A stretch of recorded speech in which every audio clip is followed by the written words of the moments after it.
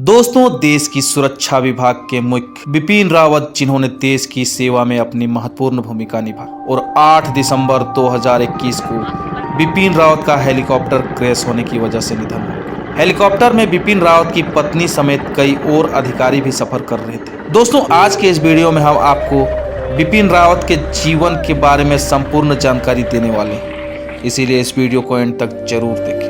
दोस्तों, बिपिन रावत का जन्म 16 मार्च 1958 को पोढ़ी गढ़वाल उत्तराखंड में हुआ।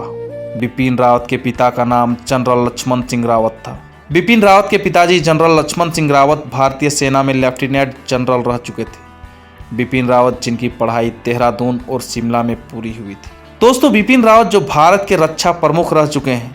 बिपिन रावत भारत के पहले चीफ ऑफ डिफेंस स्टाफ थे। उन्होंने यह पद 31 दिसंबर 2019 को संभाला था। 16 दिसंबर 1978 को बिपिन रावत को 11 गोरखा राइफल की 5वीं बटालियन में कमीशन मिला था। उन्होंने 2016 में देश के 27वें थल सेना प्रमुख के रूप में पद संभाला था।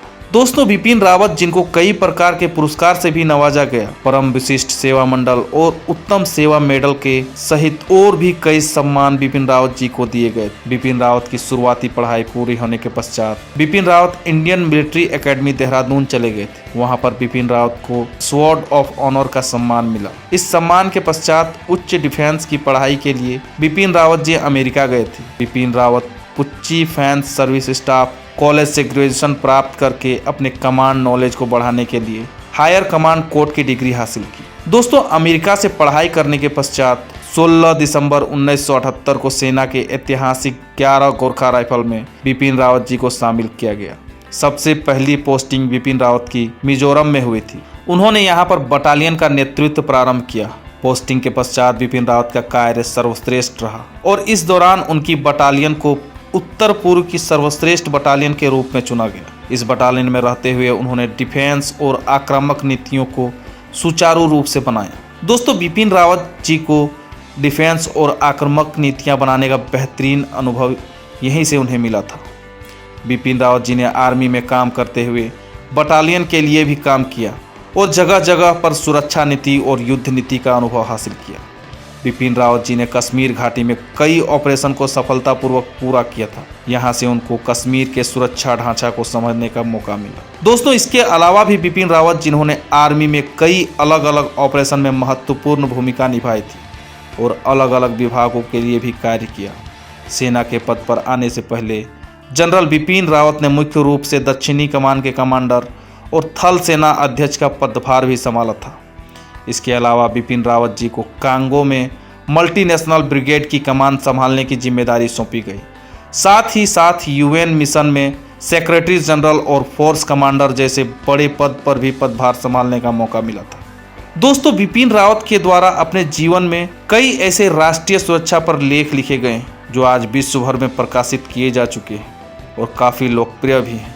बिपिन रावत जी 31 दिसंबर 2019 को देश के पहले सीडीएस बने थे और उन्होंने 1 जनवरी 2020 को भारतीय रक्षा प्रमुख का पदभार ग्रहण किया था। जब बिपिन रावत जी ने भारतीय रक्षा प्रमुख का पदभार ग्रहण किया, उनसे पहले इस पद पर दलबीर सिंह सुहाग पदभार संभाल रहे थे। दोस्तों, जनरल बिपिन रावत ने अपने जीवन में हर कार्य को बड़े ही बारीकी के साथ संपन्न किया। बिपिन रावत ने आर्मी के नीतियों को सफलतापूर्वक समझा।